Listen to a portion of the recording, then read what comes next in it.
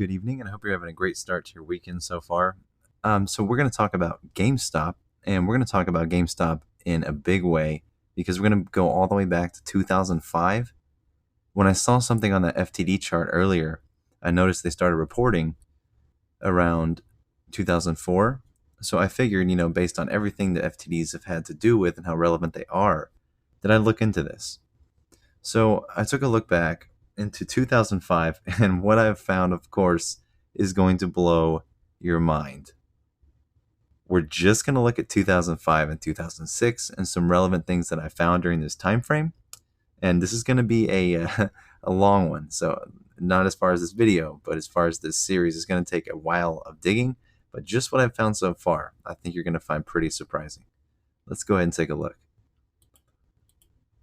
So this journey, again, just to remind you, a lot of us are sitting here complaining about holding for 6-7 months now.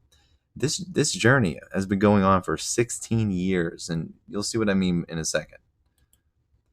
So what was going on back in 2005, January 6th, we had earnings come out for GameStop. They killed it. It was that cycle for the end-of-year consoles, kind of similar to what we saw the beginning of this year. Just a annual thing for GameStop. So everything as expected, and the PSP actually had a midnight launch on March 24th of that year. So thinking back to those times, PSP 108.89 apparently used today. So pretty crazy. Now, as far as GameStop and the stock market back in 2005, well, the high of 2005 was 1909. The low was 932. The next year, 2006, they had a high of 2921 and a low of 1557. So higher highs, lower lows, overall performing pretty good. This is their chart right here. I'm going to link this PowerPoint below, and this will be available in many languages as well. That way, you can use the resources at your disposal. But you can see here their EPS was 0.98 as of 2005. And their EPS started to tank a little bit. Obviously after the 2008 crisis. But anyways, moving on. Let's talk about October 5th, 2005. Now, the significance of this date is when I happened to look up a news article with this date, I came across this. Securities expected to be admitted to unlisted ... Now, of course, I've been doing nothing but researching for the past 7 months now. So as soon as I saw this, I knew exactly what they were talking about. The unlisted trading privileges plan.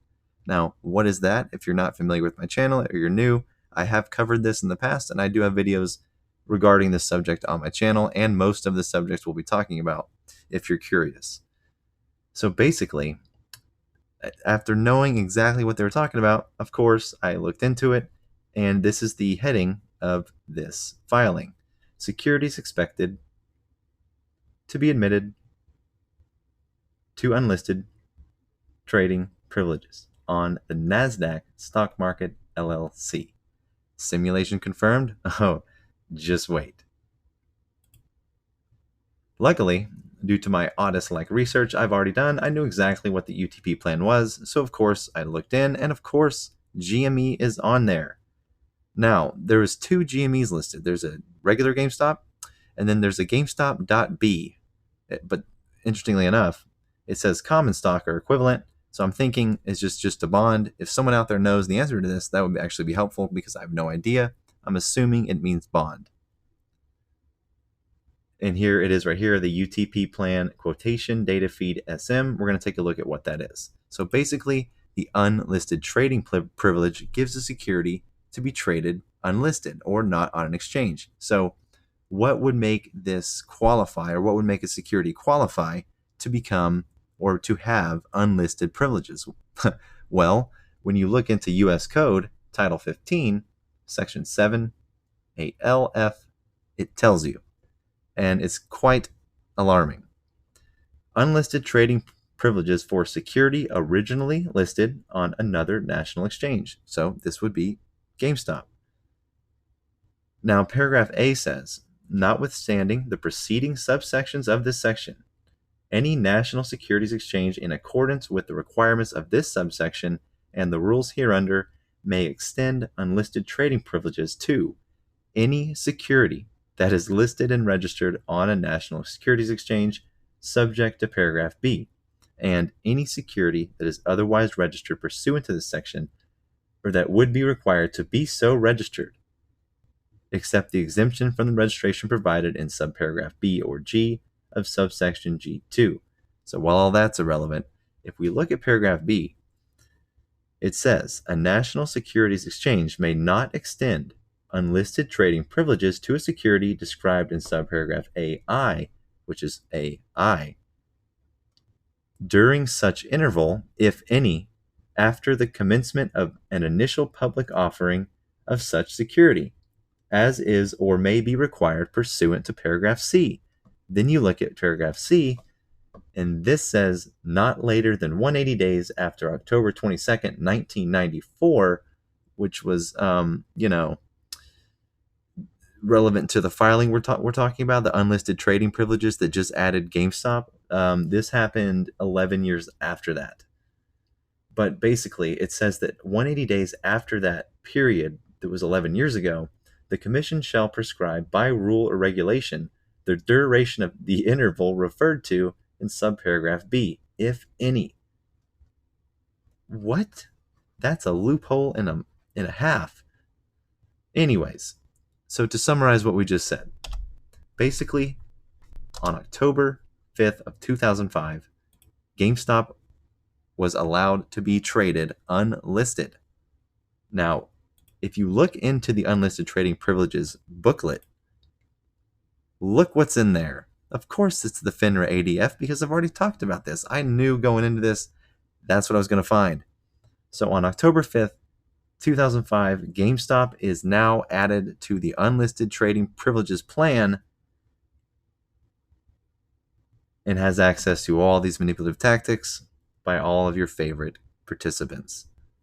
But wait, there's more. What's the other thing significant about October 2005? Oh yeah, that's like right when fails to deliver became a thing. Now, look at this. On October 12th, the same week or the week after it was added to the UTP plan, GameStop failed to deliver 1.256 million shares on a single day the following week after it was admitted to the UTP plan. And if that hasn't blown your mind, oh, this is the grand finale right here. April 10th, 2006, 6 months earlier. Or 6 months later, I'm sorry. This is 6 months later. In connection with this offering of 6,500,000 shares to Citigroup, or with Citigroup, Citigroup may also make naked short sales of shares.